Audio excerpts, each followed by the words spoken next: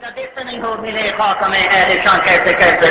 ہوئے نامور بے نشاں کیسے کیسے مٹے نامیوں کے نشاں کیسے کیسے زمین کھا گئی آسماں کیسے کیسے اجل ہی نے چھوڑا نہ کسرا نہ دارا اسی سے سکندر کا پاسے بھی ہارا ہر لے کے کیا کیا نہ حسرت سدھارا پڑا رہ گیا سب یہیں تھا ستارا جگہ جی لگانے کی دنیا نہیں ہے یہ عبرت کی جا ہے تماشا نہیں ہے تجھے پہلے بچپن نے برسوں کھلایا جوانی نے پھر تجھ کو مجنوں بنایا بڑھاپے نے پھر آ کے کیا کیا ستایا اجل تیرا کر دے گی بالکل صفایا یہی تجھ کو سن ہے رہوں سب سے اعلیٰ تو زینت نرالی ہو فیشن نرالا جیا کرتا ہے کیا یوں ہی مرنے والا تجھے حسن ظاہر نے دھوکے میں ڈالا جگہ جی لگانے کی دنیا نہیں ہے یہ عبرت کی جا ہے تماشا نہیں ہے کے لیول کے لوگ ہیں ہر قسم کے دوست ہیں میرے لیکن خدا کی قسم میں آج قسم کھا کے کھاتا ہوں کہ میرے سب سے زبردست دوست وہ مولانا لوگ ہیں جو میری آخرت کی فکر کرتے ہیں وہ لوگ میرے سب سے اچھے دوست ہیں اس لیے انہیں فکر ہے میری کہ میں صرف دنیا میں پیسہ کمانے یا کرکٹ کھیلنے نہیں آنا ہوں میں نے یہ ساری چیزیں چھوڑ دینی ہے میں اتنی سی قبر میں لیٹا ہوا ہوں گا آس پاس کوئی نہیں ہوگا صرف میرے اعمال ہوں گے نہ میرے بیگم ہوگی نہ میرے بچے ہوں گے نہ باپ ہوگا نہ ماں ہوگا کوئی بھی نہیں ہوگا میرے ساتھ صرف میں اکیلا لیٹا ہوا ہوں گا تو ان کے ساتھ جب میرا ٹائم گزرا 3 دن کے لیے میں ان کے ساتھ حیدرآباد گیا لیکن جب میں 3 دن گزار کے آیا ہوں جو مجھے پتا چلا کہ شاہد افریدی صاحب جو نماز پڑھتے تھے اس نماز میں تو 8 سے 9 غلطیاں ہیں مجھے اتنی شرم کہ یار میری نماز میں غلطیاں اس کے باوجود مجھے اللہ دیتا تھا تو جب میں نے نماز سیکھی ان سے مجھے سمجھ آئی نماز تو میری نماز بھی ٹھیک ہوئی میری نماز میں عاجزی بھی آئی میں نماز اب آرام سے ٹھہر کے پڑھتا ہوں مطلب کے ساتھ پڑھتا ہوں کہ میں نماز میں پڑھ کے آ رہا ہوں ہم نے تو ایک چیز بچپن سے سیکھی ہے نا رٹا لگایا الحمدللہ پڑھ لیا ثنا پڑھ لیا درود شریف پڑھ لی کو پتہ نہیں کہ اللہ سے بات کیا کر رہے ہیں ہم نماز کا مطلب تو یہ ہے کہ اللہ آپ کے سامنے آ جاتے ہیں ٹھیک ہے جہاں آپ سجدہ لگاتے تو اللہ کے آپ قدموں میں سجدہ لگا رہے ہوئے ہوتے ہو ٹھیک ہے نا تو آپ جب نماز پڑھ رہے ہوتے تو آپ کو پتہ تو ہونا چاہیے کہ آپ پڑھ کے آ رہے ہو اللہ کے سامنے یہ چیزیں آپ کو سیکھنے کو ملتی ہیں ہم تو خوش ہیں بھائی ہم 5 وقت نماز پڑھتے ہیں ہمیں پتہ نہیں ہم نماز میں پڑھ کے آ رہے ہیں تو یہ چیزیں آپ کو سیکھنے کو ملتی ہیں وہاں پہ اور بڑی چیزیں دین ہمارا صرف نماز پہ ختم نہیں ہوتا اور بڑی چیز ہے تو اس 3 دن نے میرے خیال میں میری زندگی بدل دی ہے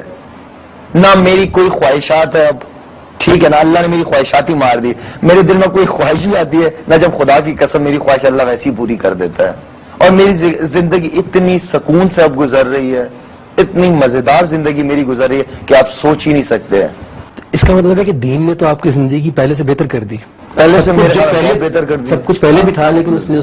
اس کو اور بہتر کر دیا تو یہ جو ہمارے ینگسٹرز کنفیوز رہتے ہیں کہ دین کی طرف جائیں گے تو دنیا چلی جائے گی سب کچھ چھوڑنا پڑ جائے گا ہم پیچھے رہ جائیں گے بیکورڈ کہلائیں گے یہ وہ اور پھر اس پہ پھر ویسٹ کا جو بھی کچھ آ رہا ہوتا ہے پریشر جبکہ قرآن مجید میں ہم سب دعا کر رہے ہیں بچپن سے ہم نے والدین کو دیکھا ہم سب جانتے ہیں کہ ہم دعا کرتے ہیں اللہ سے ربنا آتنا فی الدنیا حسنۃ وفی الآخرۃ حسنۃ ہمیں دنیا بھی حسنہ بیسٹ چاہیے اور آخرت بھی بیسٹ چاہیے وقنا عذاب النار جبکہ ہم اللہ سے دونوں چیزیں بیسٹ مانگ رہے ہیں اور اس کے دین کے ذریعے ہی مانگ رہے ہیں اس آیات کے ذریعے ہی مانگ رہے ہیں تو اس کا مطلب ہے دین میں دونوں چیزیں ہیں وہ آپ کو دنیا بھی بیسٹ کرنا بتا رہا ہے اور اس کا جو آخرت ہے وہ بھی بیسٹ کرنا بتا رہا ہے تو پھر یہ کنفیوژن کہاں سے آیا کہ ینگسٹر اور پڑھے لکھے لوگ وہ دور ہو گئے بس زبردست سوال پوچھا نا جو آپ نے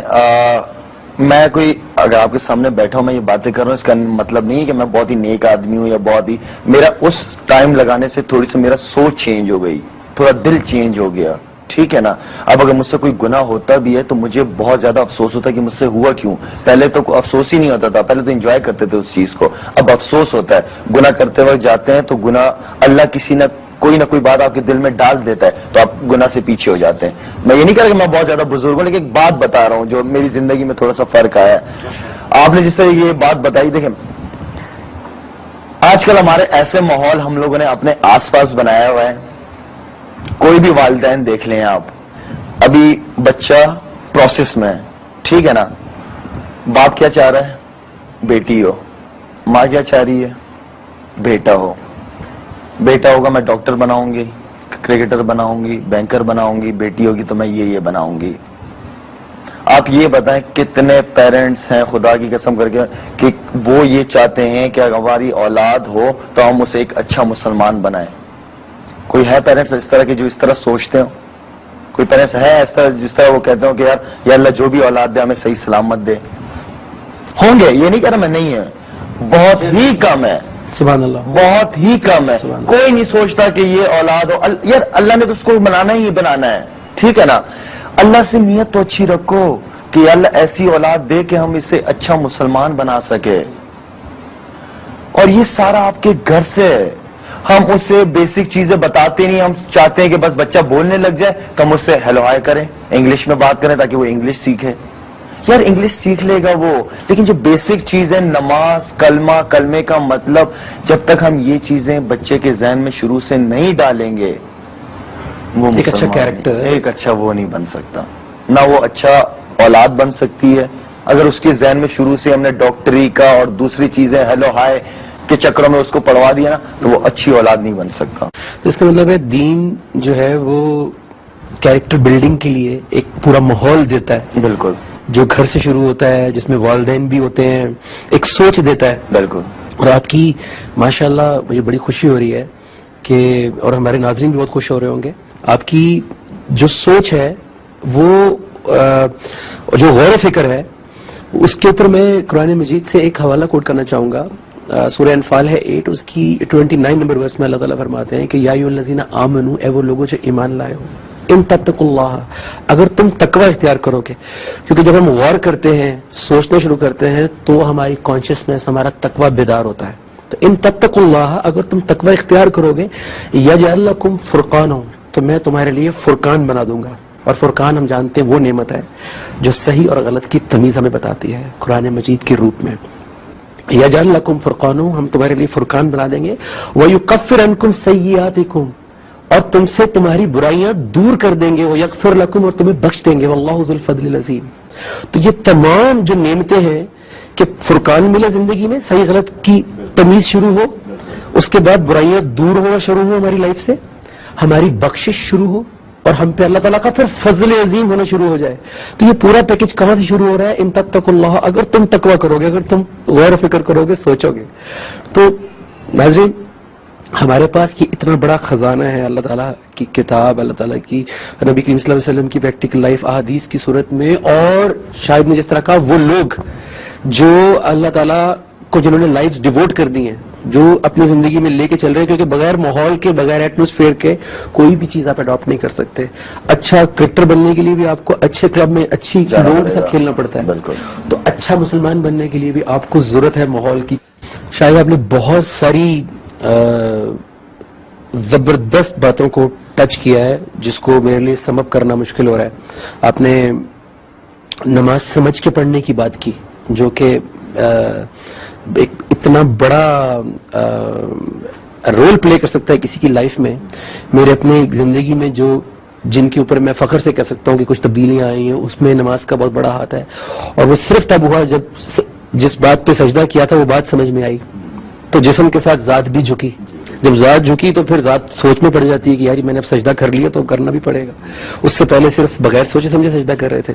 آپ نے سجدے کی بات کی، آپ نے مسجد سے تعلق کی بات کی، آپ نے سوچ کی بات کی. مسجد کا کانسیپٹ ہمیشہ سے یہی تھا کہ ہر فیلڈ سے لوگ جائیں گے مسجد میں. کیونکہ جب میں اکیلا پڑھتا ہوں نماز تو میری لمیٹیشنز ہیں، مجھے چند آیات یاد ہیں، چند سورتیں یاد ہیں، ٹھیک ہے، میں حافظ نہیں ہوں، بہت سارے لوگ حافظ نہیں ہوتے، اور مجھے اپنی زندگی سے کچھ آیات کی روح مل چکی ہے جس کو میں اپنی نماز میں پڑھتا ہوں، اس کو مینٹین کرنے کی کوشش کرتا ہوں. لیکن مجھے آگے بھی بڑھنا ہے. مسجد کا کانسیپٹ یہ تھا کہ میں مسجد جاؤں گا، وہاں پہ وہ لوگ ہوں گے جو مجھ سے بہت آگے ہیں مرتبے میں، درجات میں، جو اس سے گزر چکے ہیں فیز سے. اچھا، وہاں پہ ایک ڈاکٹر بھی آئے گا، انجینئر بھی آئے گا، فوجی بھی آئے گا، کرکٹر بھی آئے گا، ایکٹر بھی آئے گا، وہ تمام لوگ جو اللہ کو ڈھونڈ رہے ہیں، جو اپنی زندگی کو امپروو کرنا چاہتے ہیں. اور جب وہ سب اکٹھے ہوں گے اور ایک میسج پڑھا جائے گا نماز میں، اور جو سب کے کانوں میں جائے گا، اور سب سجدہ کر کے جب اپنی اپنی فیلڈ میں جائیں گے تو اس میسج کو جا کے اپلائی کریں گے. کرکٹر گیا، اس نے جا کے اپنی ٹیم کے ساتھ تعلقات بہتر کیے، اس نے اپنی اپنی چیزوں کو کنٹرول کیا، فوکس کیا. ڈاکٹر گیا، اس نے جا کے اپنے سٹاف کے اوپر کام کرنا شروع کیا، اپنی پرسنل لائف پہ کام کیا. فوجی نے جا کے اپنی بٹالین سے خطاب کیا کہ ہمیں یہ کرنا ہے، یہ کرنا ہے. پولیس مین نے اپنا کام کیا. تو یہ تمام جو مسجد کا جو سب سے بڑا جو کہتے ہیں اتنے گناہ ثواب ہے، اسی وجہ سے ہے کہ سب کو کلیکٹو سننے کو ملتا ہے اور سب جا کے کنٹریبیوٹ کرتے ہیں سوسائٹی میں. تو یہ کیا ہوا کہ ہم جب مسجد سے باہر نکلے تو میں واپس اپنی فیلڈ میں چلا گیا، وہ واپس اپنی فیلڈ میں چلا گیا، اور جو لوگ مسجد میں بیٹھے تھے میں ان کے اوپر ساری ذمہ داری چھوڑ کے آ گیا کہ یہ دین کو آگے لے کے چلیں گے، میرے بچوں کو بتائیں گے یا بتائیں گے. کیا میری بھی ذمہ داری تھی اور جتنے لوگ مسجد میں آئے تھے ان کی ذمہ داری تھی کہ وہ بھی دین کے لیے سوچو فکر کرتے، اور فکر کرتے، اس کے لیے علم حاصل کرتے. حضور اکرم صلی اللہ علیہ وسلم کے بعد کوئی اور پیغمبر نہیں آئیں گے، وہی ہمارے آخری پیغمبر تھے. ہم لوگ حضور اکرم صلی اللہ علیہ وسلم کی امت ہی ہیں، ٹھیک ہے نا. مجھے آپ کی فکر ہونی چاہیے، آپ کو میری فکر ہونی چاہیے، مجھے اس بھائی کی فکر ہونی چاہیے، اس بھائی کو اس بھائی کی فکر ہونی چاہیے. ہمیں آپس میں ہی ایک دوسرے کی فکر ہونی چاہیے. ہم جب مسلمان جب قرآن